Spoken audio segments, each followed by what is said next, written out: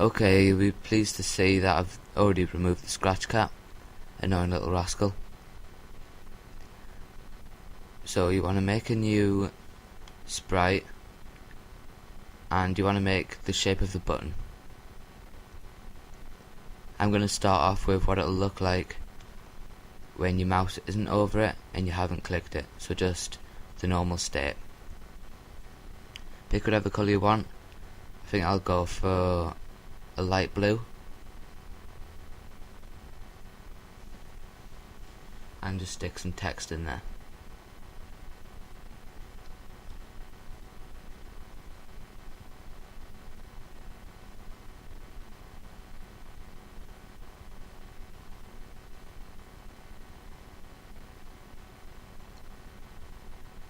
Please don't put that in. I hope you're more intelligent than that. Unless you actually want your button to say that. Just put things like play, help, options, pause, resume, you know, that sort of stuff. Now you want to make the costume that'll look like when your mouse is over it.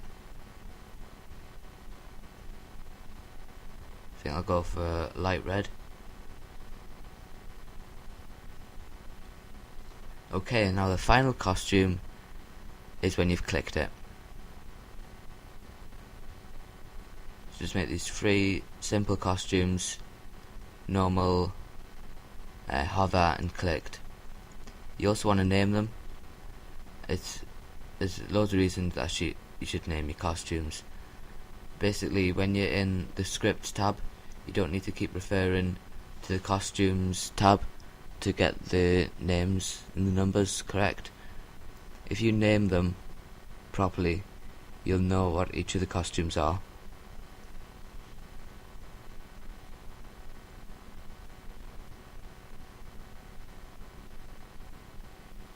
So you want to stick a forever loop in there, if else, and then you'll want to put touch and mouse pointer. So this is what it'll look like when the mouse is over it. Then you want to switch the costume hover. Now inside that you want another if the mouse is down. So this basically tests, is it touching and is the mouse down? So in other words, have you clicked it? Then it'll switch to costume clicked, and if none of those are met, it'll switch to costume normal. And you can see it's working.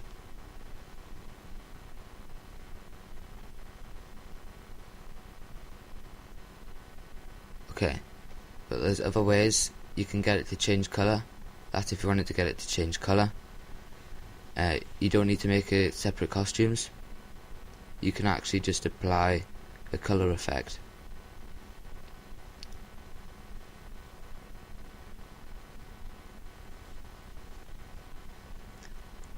So the colour might not match the costume, but you'll just have to play around with it for a bit. And here's another thing: if your costume is like a grey or black or white, the colour effect won't work. It doesn't change it at all. Oops, I shouldn't have put change, I should have put set.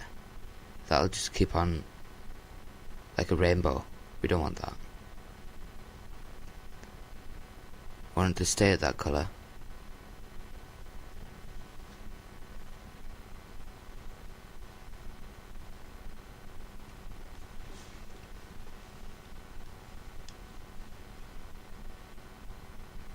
Alright, now that's fixed.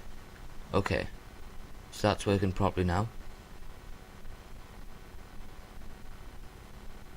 But usually when you're making a button, you want it to do something. So we are going to get our button to change a variable. Make a new one. We'll call it question clicked.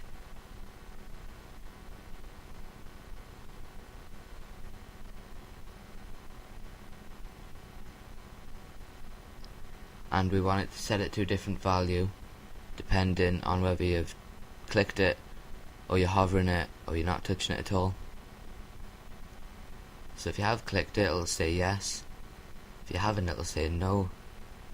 And if your mouse is over the button, we'll make it say Nelly.